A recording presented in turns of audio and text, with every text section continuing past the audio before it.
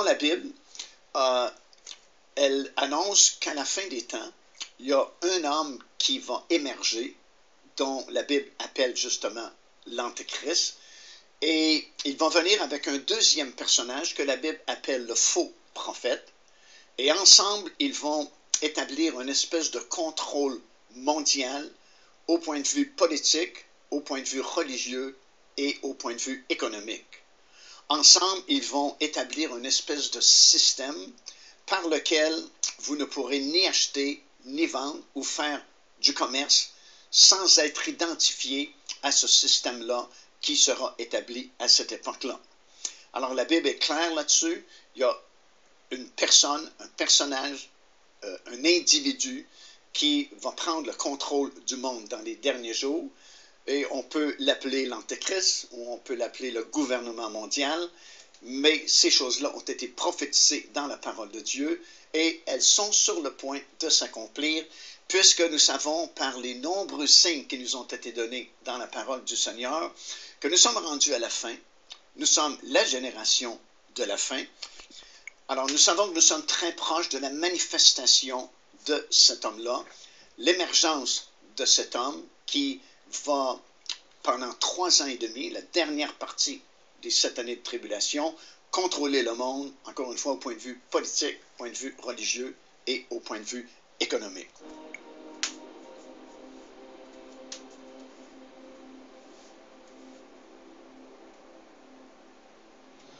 Comme nous pouvons le constater, en l'espace de quelques décennies, nos sociétés n'ont fait qu'évoluer vers un monde globalisé. Ceci a été rendu possible grâce au progrès des sciences et des technologies, mais aussi grâce à l'évolution des moyens de transport et de communication. Une mondialisation qui a été voulue et réfléchie afin de nous imposer une société unique et uniformisée dans laquelle nous sommes tous reliés, liés et connectés. La Terre est ainsi devenue un village global. Que ce soit sur le plan politique, économique, social ou culturel, le sionisme international est sur le point de nous imposer son modèle de société, son nouvel ordre mondial. Un seul peuple, une seule langue, un seul gouvernement auquel nous serons tous soumis. Une société qui en apparence se veut idéale, mais qui en réalité n'est qu'un leurre, une illusion. Une société de clones exécutant docilement les ordres de l'oligarchie mondiale. Une société purement matérialiste, centrée sur l'homme et ses désirs, dont le seul objectif est de nous détourner de toute spiritualité, et qui viendrait remplacer la civilisation promise et annoncée par l'ensemble des prophètes. Bonjour à tous. Contrairement à Clovis et aux rois francs qui lui succéderont, le grand monarque qui sera enveloppé d'une aura divine se distinguera d'eux. Beaucoup de prophéties chrétiennes semblent nous le dépeindre comme un simple roi mortel qui régnera vers la fin des temps. Certes, il sera d'une nature humaine, mais doté d'un pouvoir bien mystérieux. Dire de lui qu'il ne sera qu'un simple mortel pose bien des problèmes, car connaissant l'ampleur de sa mission salvatrice et la dangerosité du monde dans lequel il apparaîtra, je pense qu'il recevra une protection d'ordre de nature divine, je dirais. Donc probablement qu'il profitera d'une certaine immortalité le temps de sa mission, car lorsqu'il l'aura accomplie et terminée, il quittera définitivement le monde comme un simple mortel. Précisons entre autres que ce grand monarque qui correspond au Mahdi attendu par les musulmans serait en fait le paraclet que le Christ évoquait dans certains de ses versets. Paraclet dont la mission consistera entre autres à nous préparer au retour du Christ comme l'avait déjà fait Jean le Baptiste il y a de cela 2000 ans. Doté d'un puissant pouvoir que lui attribuera Dieu, le grand monarque, tout comme Moïse et Jésus-Christ, sera capable de miracles, non pas de façon symbolique, mais de manière tout à fait concrète. C'est un peu ce que vous avez vu dans le film Les 10 Commandements, ce que Moïse fait comme miracle. Dans le futur, le grand monarque pourra faire exactement les mêmes miracles. Donc, quiconque se proclamera grand monarque et sera incapable de miracles ne sera qu'un usurpateur, logiquement. Bah oui. Le grand monarque fera des choses si incroyables que même les plus incrédules seront forcés de reconnaître une empreinte divine, l'empreinte divine. Le grand monarque ne sera donc pas un roi banal, hein, strictement humain, mais un roi envoyé par le créateur des mondes, hein, pour accomplir la planification de ses desseins, hein, et surtout accomplir les tribulations qui accompagneront la fin des temps, surtout la fin de notre monde. Comme je l'explique souvent, hein, dans mes vidéos, j'explique que ce grand monarque correspondrait au Mahdi attendu par les musulmans. Donc, on peut dire qu'une prophétie dictée par le prophète de l'islam il y a de ça 14 siècles annonçait déjà l'époque où cet antéchrist ou grand monarque, hein, de l'Apocalypse apparaîtra. Je vous cite la prophétie et vous constaterez qu'elle semble évoquer l'époque dans laquelle nous vivons actuellement. Ma communauté connaîtra une époque où il ne restera du Coran que son dessein et de l'islam que son nom. Les gens s'en réclameront tout en étant les plus éloignés. Leurs mosquées seront très fréquentées, mais la foi y sera pratiquement absente. Les oulémas, jurisconsultes de cette époque, seront les pires des faquis sous le ciel. Le faqih, c'est une sorte comment dire, d'imam qui prône des fatwas, j'allais dire. Et c'est d'eux que les troubles sortiront et c'est vers eux qu'ils retourneront.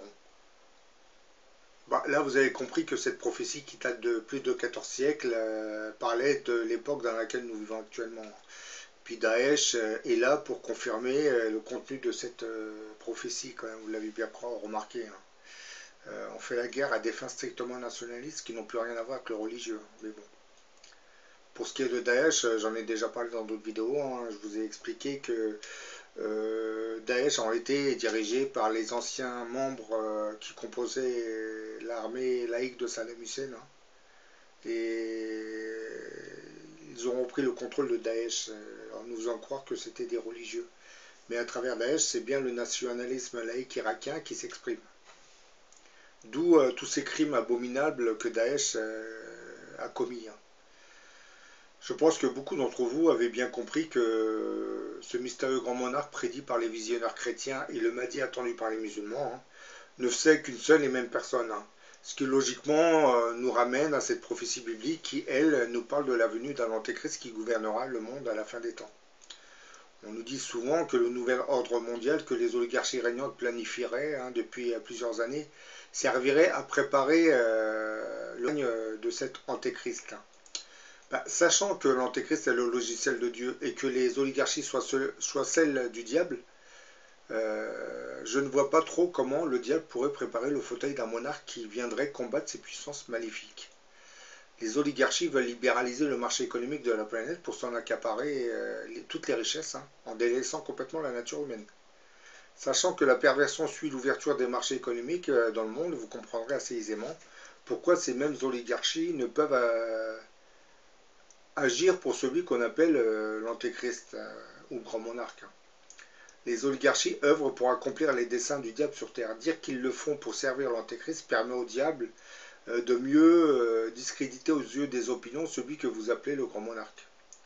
Précisons tout de même qu'à travers la mondialisation, on mettra en place un logiciel qui unifiera les peuples, ce qui sera le point central de la politique du grand monarque, étrangement.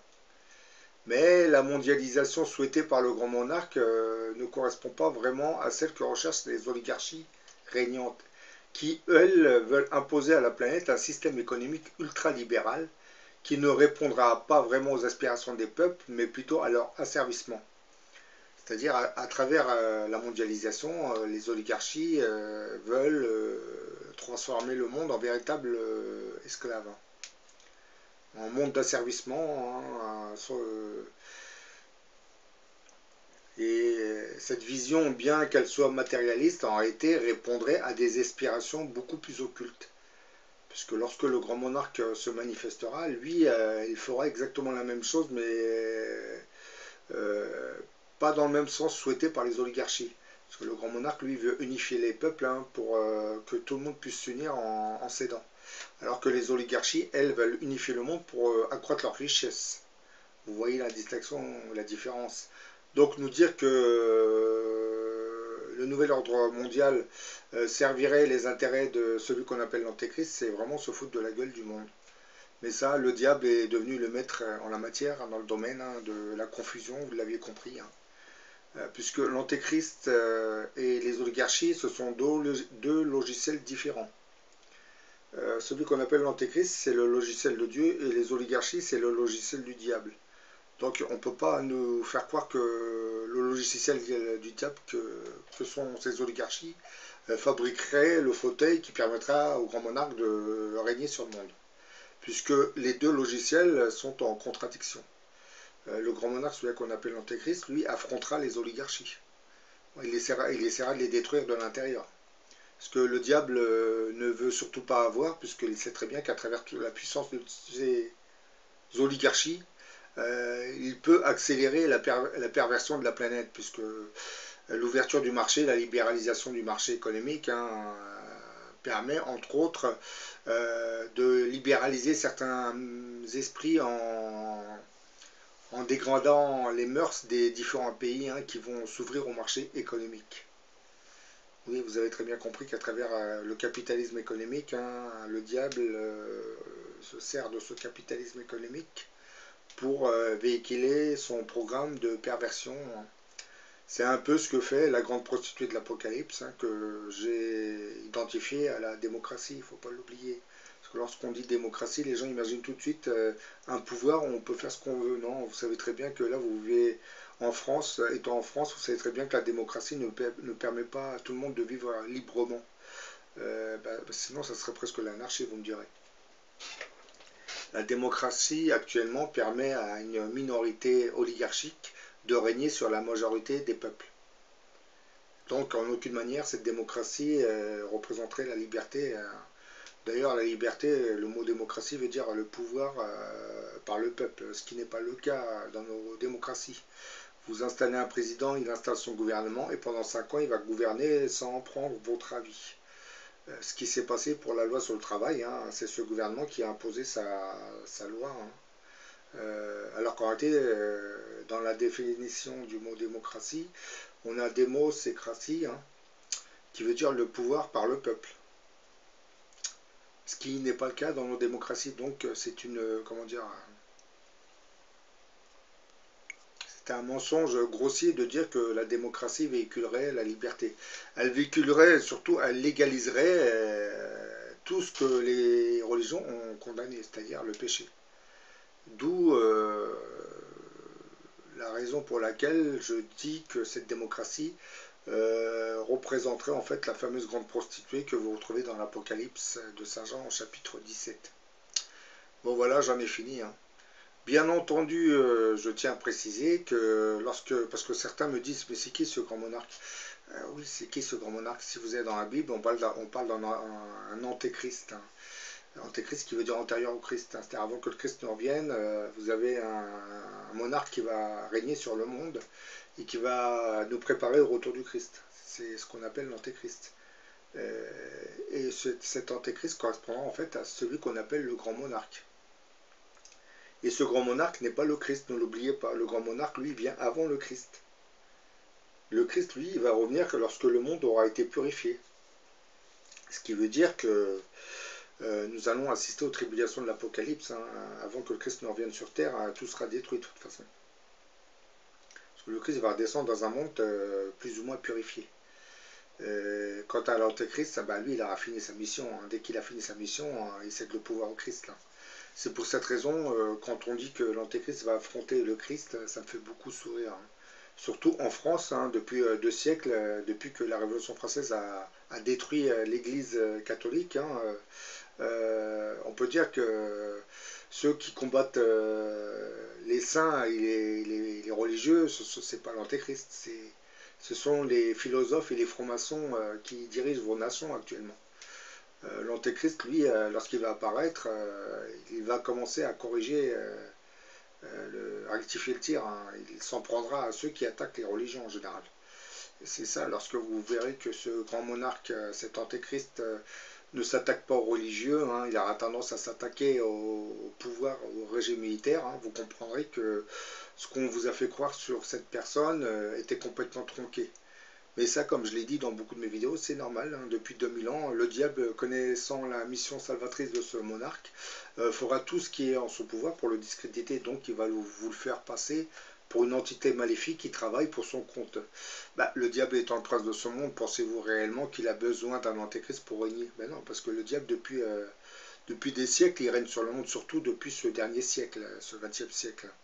Avec la Première Guerre mondiale, la Deuxième Guerre mondiale, les guerres d'indépendance, et actuellement avec toutes ces guerres où on assiste à des crimes et des massacres. Parce que là, nous sommes rentrés dans une nouvelle phase, hein, au XXe siècle. Vous aviez compris que avec l'évolution de l'armement, les progrès techniques, hein, maintenant, les guerres, on s'attaque aux populations civiles, on massacre des femmes, des enfants. Hein. Ça, vous l'avez vu déjà dans beaucoup de pays arabes, l'Algérie, hein, où nos médias nous ont fait croire que les petits groupes islamistes massacraient des villageois entiers. Alors qu'en réalité, en enquêtant attentivement sur ces massacres, on s'est vite rendu compte que la majorité des villages qui avaient été massacrés avaient tous voté pour le FIS, le Front Islamique du Salut. Donc logiquement, il faut faire travailler les ménages. Qui aurait intérêt à massacrer des gens qui auraient voté pour le Front Islamique du Salut? Bah, c'est les militaires, hein. Une partie des militaires. Hein. Je ne dis pas que c'est toute l'armée algérienne, mais vous avez dans cette armée un groupuscule, une certaine section militaire qui, elle, a œuvré pour faire ces massacres. Bon, on ne va pas rentrer dans les détails puisque ce n'est pas la thématique de la vidéo. C'est pareil pour l'Égypte. Hein. Là, c'est pareil pour ce qui se passe en Syrie et en Irak avec Daesh qui massacre des populations civiles. Hein. Se sont pris pour les envoyés du ciel, donc ils massacrent à tout va. Alors que je vous l'ai dit, Daesh, à travers Daesh, en réalité, c'est l'armée, l'ancienne armée de Saddam Hussein qui s'exprime. C'est surtout le nationalisme irakien qui s'exprime à travers Daesh. Oui, il ne faut pas l'oublier. Parce que pourquoi ils se sont réfugiés derrière Daesh?